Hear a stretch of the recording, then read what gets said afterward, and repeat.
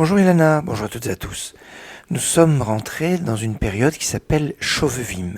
Cette période, c'est une période de 6 semaines où on lit les parachiotes qui parlent de la sortie d'Égypte et du don de la Torah, dont les initiales forment le mot Shovevim qui veut dire les enfants turbulents d'après le texte des prophètes. Et en fait, ce sont les initiales de ces 6 semaines, de ces 6 parachiotes. Shovevim, Shemot, Vaïra, Bo, Béchalach, Yitro, Mishpatim, 6 semaines dans lesquelles il y a une attention que l'on doit avoir sur notre comportement au niveau moral, et avec une place particulière pour les Tehillim, pour les psaumes. En effet, c'est pendant cette période qu'il y a notamment le Ta'anit Dibour, le jeûne de la parole.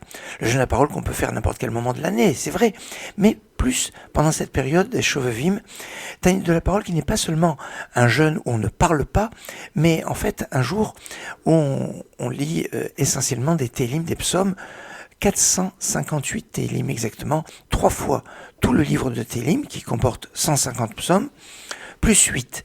Et en fait, cette place des Tehillim, cette place des psaumes, peut se remarquer dès le début de la première paracha de ces Shovevim, la paracha de Shemot, où il est marqué au premier verset, Ve'ele Shemot Bnei Yisrael Abaim.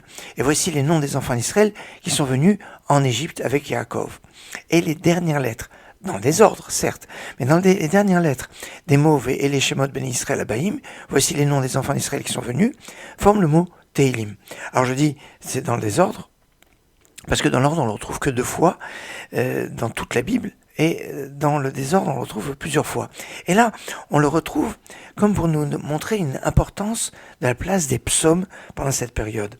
Et psaumes, dans cette période de 6 semaines, peut nous permettre de réfléchir sur le 6 et les psaumes, parce que tous les jours de l'année, nous sommes liés dans l'introduction de la prière avec 6 psaumes. En effet, l'office du matin est introduit par ce qu'on appelle les psoukés des Imra, les versets de chant, et ces versets de chant qui ont un certain nombre de versets sont composés essentiellement par ce qu'on appelle la fin du Hallel, la fin de la louange, qui part du psaume 145 au psaume 150.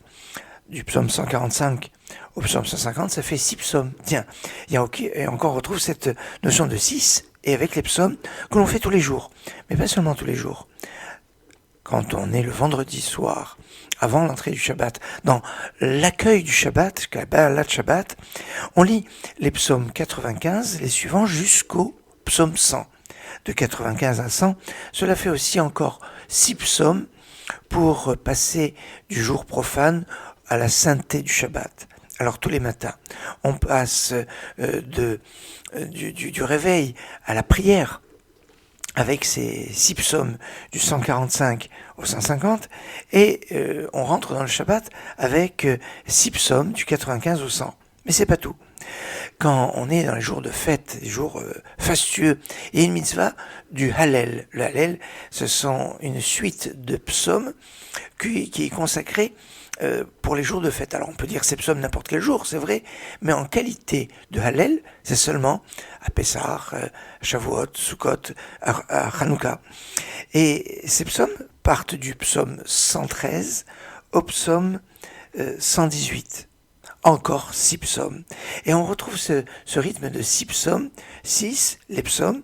Je voulais partager cette réflexion avec vous dans cette période des 6 semaines, à partir de Shemot, cette semaine, et donc de cette période de Shovevim.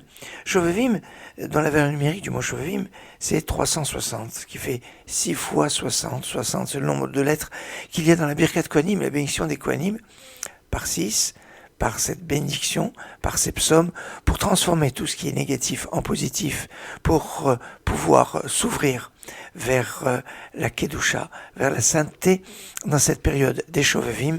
Je vous souhaite une excellente journée.